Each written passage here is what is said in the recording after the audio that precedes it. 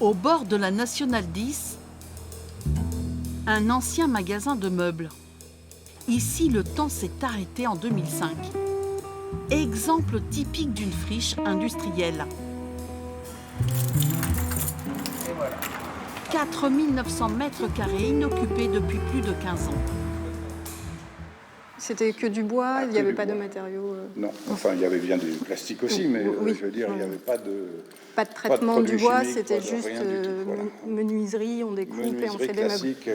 Aujourd'hui, visite technique pour savoir si ces locaux peuvent être réhabilités et connaître leur degré de pollution. Du coup, pour tout ce qui était déchets, vous aviez un local... Ah bien, on a brûlé pendant longtemps. Ah, il faudra me montrer où alors. Ouais. Le bâtiment est vérifié sous tous les angles par des spécialistes des sites et des sols pollués.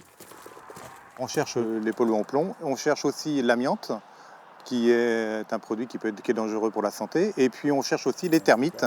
À l'intérieur, certains revêtements de sol posent un problème. Au début, il y avait de la moquette. Après, on a mis des dalles, comme vous allez en voir, qui contenaient de l'amiante. Là, on reviendra probablement faire des sondages avec des prélèvements pour analyser la terre et dire oui, ça a eu un impact, ou alors non, il n'y a pas eu d'impact.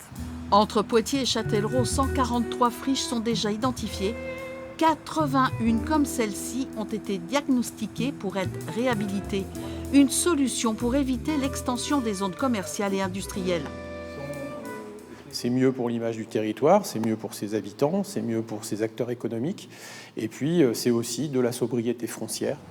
Une réhabilitation de bâtiments industriels, en voici un exemple.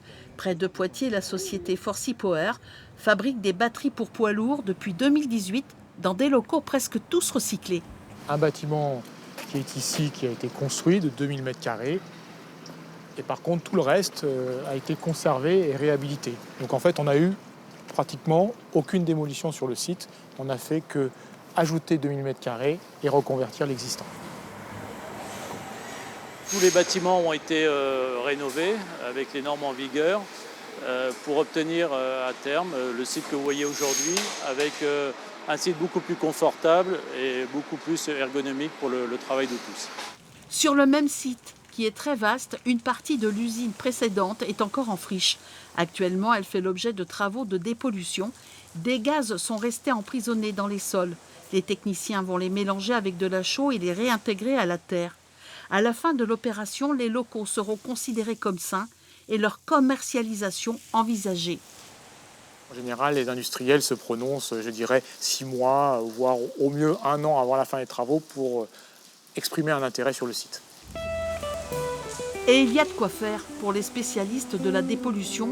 Plus de 8000 friches industrielles ont été recensées au niveau national.